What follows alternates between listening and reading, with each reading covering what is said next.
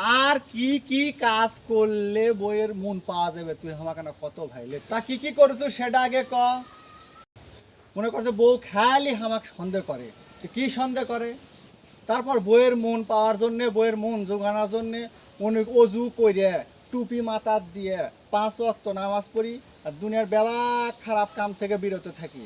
আর নামাজের বিছনাত বসে আল্লাহ বিল্লাহ করি আর হলো ওই ডানে বাঁয়ে সালাম ফিরানো ব্যতীত অন্য কোনো দিকে তাকাই না।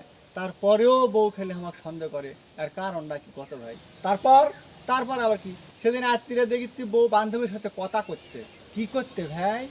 আমার স্বামীরা বোঝায় আর ভালো হলো না, এখন ওই দুনিয়ার মেয়ের পিছে ঘোরা বাদ দেয়া ওই বেহেস্তের ওই হুরের পিছে ঘোরাইয়ের লাগিছে। কি একটা অবস্থা কত ভাই! কে তুই জানিস না যে ঘরের বউয়েরা ওই বেহেস্তের হুরের কথা শুনলেও হিংসা করে? তাহলে এখন আমরা পুরুষ মানুষ, আমরা এখন কোন দিকে যাবো না কত ভাই? লে তো পুরুষ মানুষের আর বাঁচন নাই রে ভাই, পুরুষ মানুষের বাঁচন নাই, যেই দিকে যায় সেই দিকে অপরাধ হয়।